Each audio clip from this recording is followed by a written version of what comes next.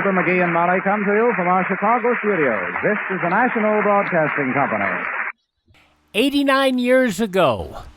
Almost seems like a totally different set of characters, doesn't it? September 23rd, 1935, Fibber, McGee, and Molly here on Classic Radio Theater with Wyatt Cox. Up next, we'll check in with Uncle Milty, Milton Berle.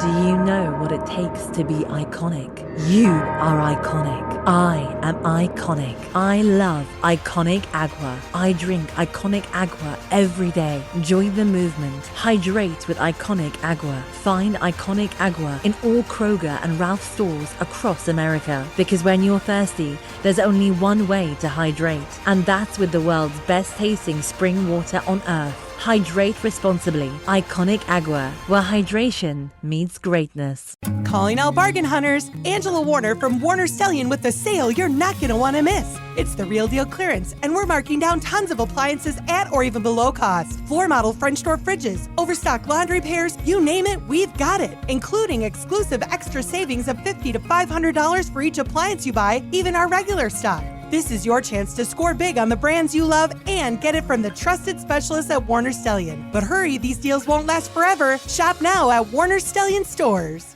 Owning a rental property sounds like a dream until you realize how much work goes into getting it ready. Determine a competitive rent price, market the property, schedule the showing, screen tenants, draft up the lease, set up rent collection, handle maintenance requests, maintain tenant communication. Whew, sound complicated? Renter's Warehouse is here to take the hard work off your rental to-do list. Qualified tenants? Check. Rent collection? Check. Maintenance coordination? You got it. Go to renterswarehouse.com for a free rental analysis to find out how much your home can rent for. Or call 952-444-6996 because from now on, the only thing you need on your to-do list is to call Renter's Warehouse. Survival in the nuclear age is your responsibility. Are you prepared? Okay, let's get this family meeting wound up and I'll treat all of you to a movie.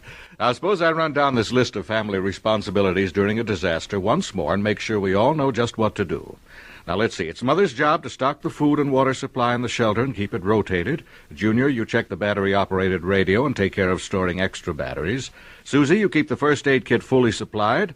Keeping the car in tip-top shape in case of evacuation will be my job. To protect your home and family, everyone must make a contribution. In the event of enemy attack or a sudden natural disaster, the speed with which you can swing into action may mean the difference between survival and collapse. But to be efficient, action must be organized. Assign a specific home preparedness job to each member of the family. Remember, a strong defense begins with a prepared family and ends with a protected nation. Start your family on a home preparedness program today. By the way, I hope you saw the podcast that we did regarding Conelrad. A lot of good information there if you were curious to figure out what Conelrad was and how people learned about troubled times. You can find that on the same place where you get our regular podcast. That's at classicradio.stream. Okay, now on Classic Radio Theater with Wyatt Cox, let's get rolling here with an episode of Uncle Milty, the Milton Berle Show, and a salute to the auto industry. This goes back 77 years to September 23rd, 1947.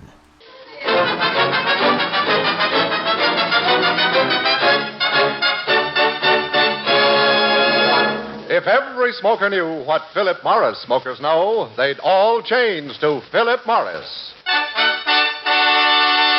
Johnny presents The Milton Berle Show.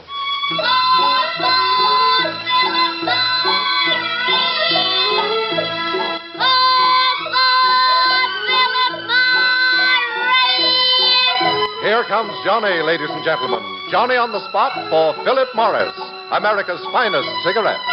If every smoker knew what Philip Morris smokers know, they'd all change to Philip Morris. Yes, they'd all...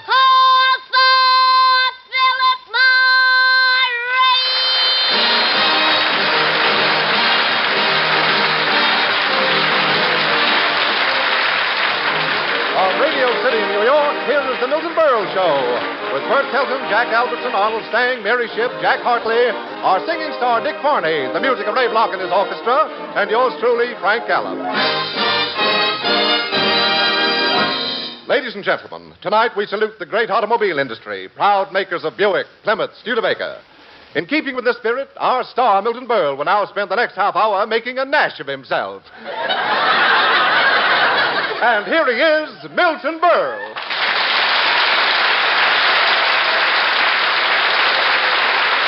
Thank you. Oh, you're in fine diction tonight, Mr. Gallup. Thank you. Thank you. Thank you. Good evening, ladies and gentlemen. Automobiles, Mr. Gallup. You remember when we used to sing, "Come along with me, Lucille, in my merry Oldsmobile." Today they sing, "Stay at home with me, dear Evie. I'm on the waiting list for a Chevy." I could have said, "I look sharp as any razor in my brand new Kaiser Frazer." I could have said that, but I'm glad I didn't. Oh, come now, Berle. People are getting new cars. Yes, they are getting new. You're right, Mr. Gallup. My brother Frank. You know Frank? Yes, indeed. Grand boy. He...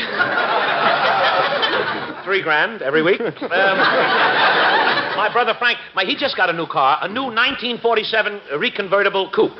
Reconvertible coupe? You mean convertible? No, I mean revertible. This is going to louse up the joke now, what I just said. No, I mean revertible, because at the end of the month, it reverts back to the finance company. You get it, Mr. Gallup? You see, you said revertible, and I said reconvertible, and it reverts back to the... Berle, if you ever again make me a party to a joke like that, I'll roll up this script and flog you with it. Mr. Gallup! You give me another straight line like that, and I'll pull out your tongue and braid it around your nose. Well, Mr. Gallup, you should know by now that in order for me to tell a joke, I need a stooge. A stooge? Yes. I, Frank Gallup, a stooge. Oh, no, wait a minute. I, who was the music commentator for the great Toscanini. Well, Mr. Gallup. I, who was once asked by Asher Heifetz to hold his rosin.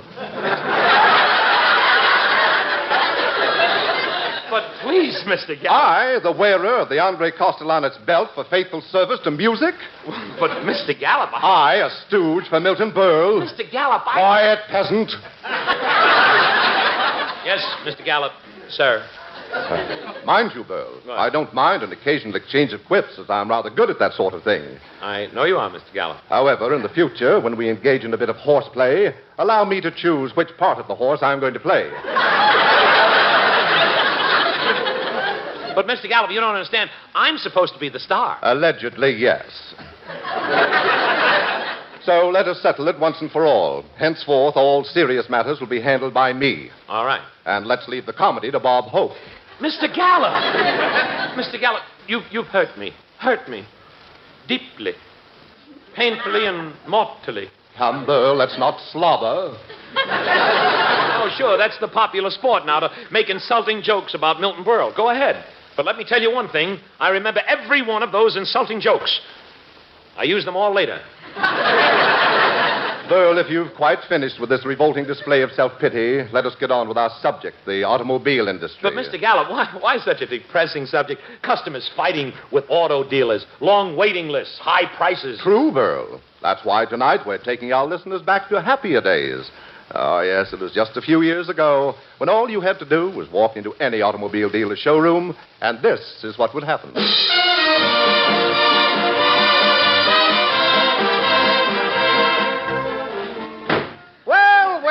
Well. Mr. Berle, so you've come in to buy one of our new cars. Maybe. Oh, Mr. Berle, just look at this model. 16 cylinders, mother of pearl spark plugs. Seat covers by Hattie Carnegie. 14-carat piston rings. Chippendale rear view mirror and a tail from an unborn mink for the radiator cap. Oh, Mr. Berle, this car is just for you. Take it, please. Maybe. Oh, but Mr. Berle, look at that car. Get behind the wheel. Drive it around for a couple of years. If you like it, send us a little something each month. If you don't like it, just dump it somewhere on the street. We'll pick it up later. Oh, please, Mr. Berle, say yes. Well, I don't know about that radiator cap. That bronze bust of the president of General Motors signing with the United Auto Workers. You don't like it? No, I don't. There. We'll replace it with the head of one of our vice presidents. In gold? No, the real head. Oh, Mr. Berle, have a heart. Buy it. Well, when can I have delivery? In 15 minutes. 15 minutes? Yes. What's the matter, another strike? Tell me, what's the price? Well, the list price is $500. The list price? Let me get out of this clip joint. Oh. Well, wait, Mr. Burl, wait. Naturally, we'll give you a liberal allowance on your old car. Oh, you will, huh? Yes. Let me see. That's my car in the front, that 1922 Essex. Well, I'll give you $300 of it. 300? Yes. That's the big Grover Cleveland model. Oh, I'm sorry. I didn't see. It is in good condition. It has a tire. I'll give you $600.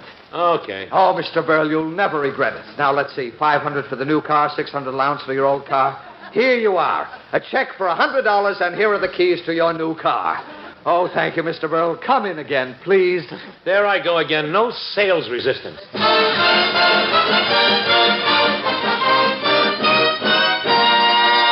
Yes, those were wonderful days. Well, now let us observe Milton Berle going in to see the same dealer about a new car today.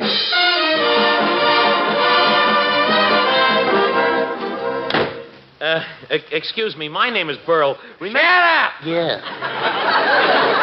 You see that table there, don't you? I want to see $300 under it before I even look at you. Yes, sir. There it is. Now, I've been on the list since... Shut up! Yeah. The price is $10,000. 10,000? Shut up! Yeah. That's the list price. There's got to be a little extra in it for me. Wait a minute. I gave you $300 under the table. That was for the table. It's yours. Take it home. But I... Shut up! When can I have delivery? How old are you? 35. You'll never make it. But Look, forget about it. I got a beautiful used car for you. Just $1,000 and it's yours. Oh, that's swell. It's a deal. Here's the money. Where's the car? There it is. A 1922 Essex. Gee, my old big Grover Cleveland model. It's just what I've wanted. Thank you. Thank you. Shut up!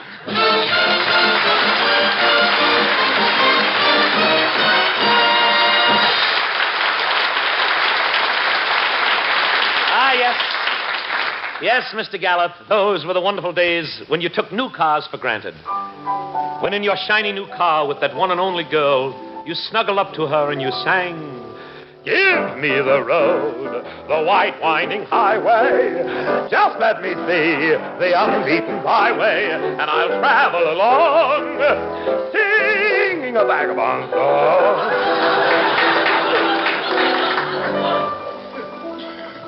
Ah, Cynthia. Cynthia. Golden memories of Cynthia. I'll tell you when to laugh, lady, please. In my heart, there is always still that picture of you, Cynthia, speeding down the highway. The top of the car would be down, the throttle of the car would be open, and the owner of the car would be chasing you. On the open road, hitchhiking with Cynthia. Remember that day, Cynthia, when no one would stop for us? You lifted your skirt and you held your leg out on the highway. That stopped the cars for miles. They thought it was a fallen tree. Poor nearsighted Cynthia. Remember how you'd stick your head out of the car window to read the Burma shave signs? Then one day you stuck your head out too far. Boing, boing, boing.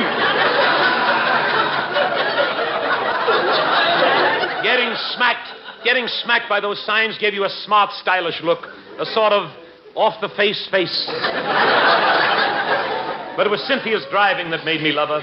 What a road hog you were, Cynthia. Used to keep an apple in your mouth.